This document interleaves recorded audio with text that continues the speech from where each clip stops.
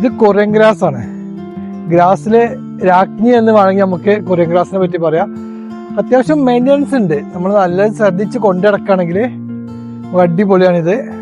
അത്യാവശ്യം കളൊക്കെ വരുമ്പോൾ ക്ലീൻ ചെയ്യണം.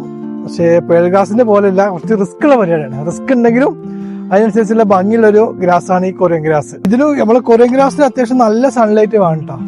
സൺലൈറ്റ് കൂടുന്നിടത്തോളം ഇതിന്റെ ഗ്രീനറി കൂടുള്ളൂ. അതിന്റെ ഗ്രോത്തും ഗ്രീനറി കൂടണമെങ്കിൽ നല്ല സൺലൈറ്റ് വേണം. പക്ഷെ കുറച്ച് റിസ്ക് ആണ് ഇത് വളർത്താനെന്നുള്ളൂ. അതിന്റെ മെയിൻ്റെനൻസ് കുറച്ച് കൂടുതലാണ്. കള കുറച്ച് വരും. അത് ക്ലീൻ ചെയ്ത് മര്യാദക്ക് കൊണ്ടെടുക്കുകയാണെങ്കിൽ മാഷാഅല്ലാഹ് അടിപൊളിയായിരിക്കും. ഇതിന് ഗ്രോത്തിന് വേണ്ടി നമ്മൾ കൊടുക്കേണ്ട ഫെർട്ടിലൈസർ എല്ലുപൊടിയും വേപ്പും പിണ്ണാക്കാണ്. അത് രണ്ടും മാത്രം കൊടുത്താൽ മതി.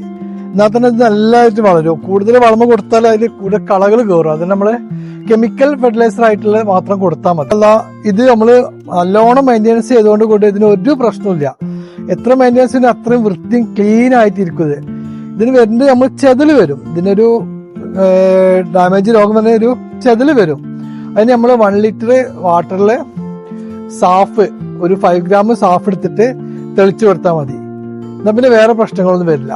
ഉറുമ്പ് വരുന്ന ചെതലിനും ആ സാഫ് മാത്രം യൂസ് ചെയ്താൽ മതി.